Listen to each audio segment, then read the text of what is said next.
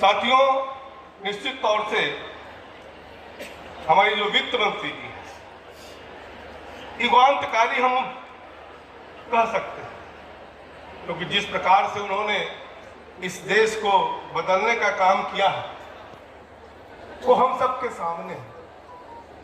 2014 में जब देश का बागडोर नरेंद्र मोदी जी प्रधानमंत्री जी ने संभाला था, और उस समय आप सब ने देखा होगा कि देश की स्थिति क्या थी, देश की अर्थव्यवस्था की स्थिति क्या थी। उसको बाखूबी संभालने का काम यशस्वी प्रधानमंत्री जी के नेतृत्व में हमारे वित्त मंत्री जी ने बाखूबी करने का काम किया है। जब वाणिज्य मंत्री के रूप में वो थे, तो मैं आपको एक बात बताना चाहता हूं।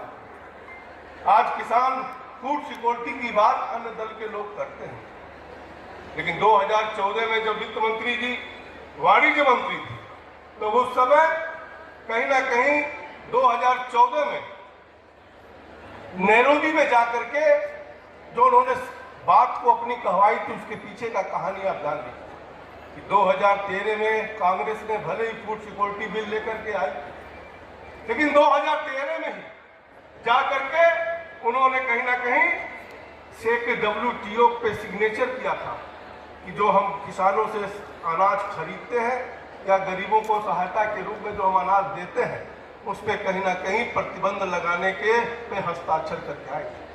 और हमारी वित्त मंत्री कॉमर्स मिनिस्टर होते हुए, वाणिज्य मंत्री होते हुए 2014 में नैरेबू में जाकर के उस क्लास का विरोध करके स्थिति बनाया। तब आज हम किसानों का खेती का सामान खरीद पाते हैं और गरीबों का कल्याण कर पाते हैं। देश की पहली फुल फ्लेज रक्षा मंत्री के रूप में रहे और सुरक्षा निर्भर के नया युग की शुरुआत उन्होंने किया। और आपने देखा होगा कुछ ही समय उत्तर प्रदेश को भी डिफेंस कॉरिडोर का तोहफा माननीय वित्त मंत्री ने दिया। और कहीं ना कहीं जो भारत का जो हमारे आर्म्स एमुनिशन होते थे, जो विदेश से आते थे, आज आत्मनिर्भर बनाने की तरफ वित्त मंत्री जी ने उसको देश को आगे बढ़ाने का काम किया था। अगर एयरफोर्स की बात करें तो 10 साल से लंबित पड़ा था, एयरक्राफ्ट खरीदे नहीं जा सकते थे, लेकिन माननीय रक्षा मंत्री के रूप में हमारे वित्त मंत्री जी ने उस समय ही राफेल का सौदा किया था, ताकि देश में हमारे रक्षा के क्षेत्र में मजबूती आ सके। अगर आप देखें तो पहली बार वित्त मंत्री जी ने 6 बार लगातार वित्त मंत्री जी ने बजट सदन में पेश करने का काम किया।